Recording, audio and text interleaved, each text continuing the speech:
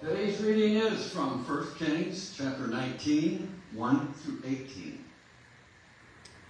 And Ahab told Jezebel all that Elijah had done, also how he had executed all the prophets with the sword. Then Jezebel sent a messenger to Elijah, saying, "So let the gods do to me, and more also, if I do not make your life as the life of one of them by tomorrow about this time." And when he saw that, he arose and ran for his life, and went to Beersheba, which belongs to Judah, and left his servant there. But he himself went a day's journey into the wilderness, and came and sat down under a broom tree. And he prayed that he might die, and said, "It is enough. Now, Lord, take my life, for I am no better than my fathers." Then he lay and slept under the broom tree. Suddenly an angel touched him and said to him, "Arise and eat." Then he looked and saw there by his head was a cake baked on coals and a jar of water. So he ate and drank and lay down again. And the angel of the Lord came back the second time and touched him and said, "Arise and eat, because the journey is too great for you." So he arose and ate and drank. And he went in the strength of that food 40 days and 40 nights, as far as Horeb, the mountain of God. And there he went into a cave and spent the night in that place. And behold, the word of the Lord came to him. And he said to him, "What are you doing here, Elijah?" So he said, "I have been very zealous for the Lord God of hosts.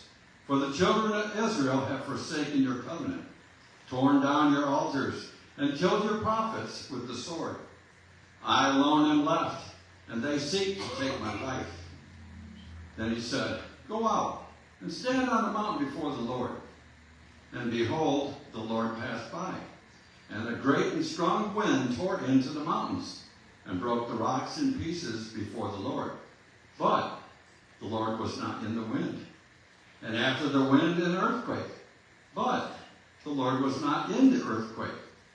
And after the earthquake, a fire. But the Lord was not in the fire. And after the fire, a still small voice.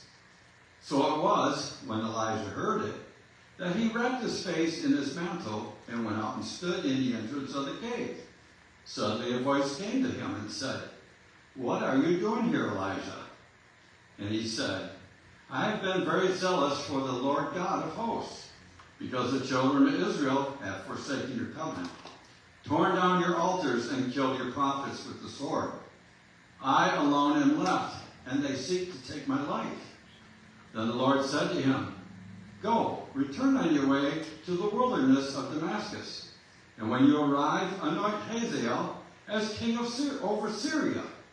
Also you shall anoint Jehu, the son of Nimshi, as king over Israel. And Elisha, the son of Shaphat of Abel-Meholah, you shall anoint as prophet in your place. It shall be that whoever escapes the sword of Hazael, Jehu will kill. And whoever escapes the sword of Jehu, Elisha will kill. Yet I have reserved 7,000 in Israel, all whose knees have not bowed to Baal, and every mouth has not kissed him." Today's